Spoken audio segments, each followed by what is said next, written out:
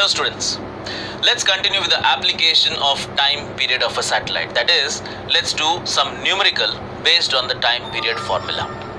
Now before we go on to the numerical, let's just revise down the formula for time period. Remember the formula for time period in terms of capital G? Yes, it was capital T is equal to 2 pi root of r cube upon gm. Right?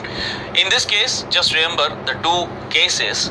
The first one would be if the satellite is at a height, and the second one is if it is very close to the surface of the earth. If it is at a height, then the time period is given as 2 pi root of r plus h the whole cube upon gm. And if the satellite is very close to the surface, then the formula is given as capital T is equal to 2 pi root of r cube upon gm. Similarly, we did one formula for time period in terms of acceleration due to gravity. You remember this formula, right? Time period in terms of acceleration due to gravity is given as 2 pi root of r by g.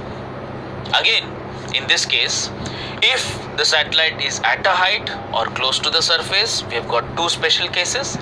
At a height, the time period is given as 2 pi root of r plus h upon gh. And similarly, if it is very close to the surface, then the time period is given as 2 pi root of capital R upon small g. Clear? Now let's look into a numerical. I want you to solve it with me. The question: compare the critical speed of two satellites if the ratio of their time period it is 8:1. Now, what's given to us? They've given us the ratio of the time period. Let's say the time period ratio is T1 is to T2. So T1 upon T2 is given as 8:1. We have to find out what is the ratio of the critical speed. Let's say the critical speed is Vc. So Vc1 upon Vc2 is our question. And what will be the formula?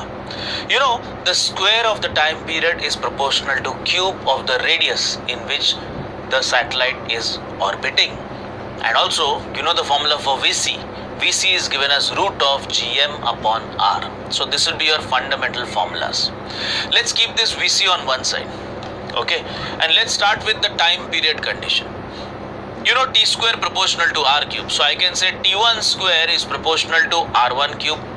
Similarly, T2 square is proportional to R2 cube. Or if I take a ratio, I get T1 upon T2 the whole square is equal to R1 upon R2 the whole cube. Now T1 upon T2, that ratio we know, 8:1. So 8 upon 1 the whole square is equal to R1 upon R2 the whole cube. Or R1 upon R2 will be equal to 4 upon 1. Let's keep this. We require this. Now we come to our question. We need to find out the ratio of the critical velocity. You know, critical velocity Vc is inversely proportional to square root of small r. So Vc1 upon Vc2 will be equal to root of ulta r2 upon r1. And now it's a very simple substitution. If I put that R1 upon R2 4:1 over here reverse, I get it as Vc1 upon Vc2 is equal to root of 1 by 4. Taking a square root, I get Vc1 upon Vc2 is equal to 1 upon 2. And this is your final ratio of the critical speeds of the two satellites.